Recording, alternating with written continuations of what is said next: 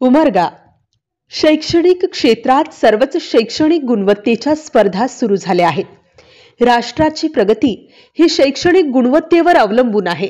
राज्य शासनाच्या वतीने शैक्षणिक धोरण स्वीकारले आहे। सध्या सर्वत्र शैक्षणिक धोरणाची काटेकोरपणे अंमलबजावणी सुरू आहे। शाळा महाविद्यालयाने नवीन शैक्षणिक धोरण स्वीकारून नवीन शैक्षणिक धोरणाच्या अंमलबजावणीसाठी सज्ज राहावे। नवीन शैक्षणिक धोरणाची अंमलबजावणी करून प्रत्येक शाळा महाविद्यालयात शैक्षणिक गुणवत्तेचा नवा पॅटर्न निर्माण करा, असे प्रतिपादन आदर्श महाविद्यालयातील नवीन शैक्षणिक धोरणाचे समन्वयक तथा प्राध्यापक डॉक्टर सुधीर मठपती यांनी केले। केंद्र शासनाच्या वतीने नवीन शैक्षणिक धोरण सुरू केले आहे। राज्य शासनाने नवीन शैक्षणिक धोरणाचा स्वीकार केलाय।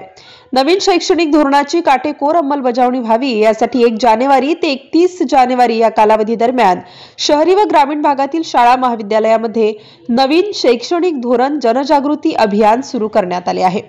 जनजागृती अभियानानिमित्त येथील महात्मा बसवेश्वर विद्यालयातील विद्यार्थ्यांना नवीन शैक्षणिक धोरणांची माहिती देण्यासाठी कार्यक्रमाचे आयोजन करण्यात आले होते। यावेळी प्रमुख मार्गदर्शक म्हणून प्राध्यापक सुधीर मठपती बोलत होते।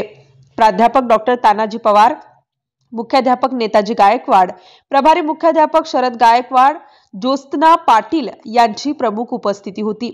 पुढे बोलताना प्राध्यापक डॉक्टर मठपती म्हणाले की जगातील America, France, Italy, Japan, Russia इत्यादी प्रगत देशांनी उच्च शिक्षणाच्या अभ्यासक्रमात वेळोवेळी बदल केले आहेत। प्रगत देशातील विद्यार्थ्यांना किमान कौशल्यावर आधारित ऐच्छिक शिक्षण देण्याची व्यवस्था निर्माण केल्याने या प्रगत देशातील विद्यार्थ्यांनी आपल्या कौशल्याप्रमाणे ऐच्छिक शिक्षण घेऊन आपल्या देशातील शैक्षणिक गुणवत्तेचा स्तर उंचावला आहे।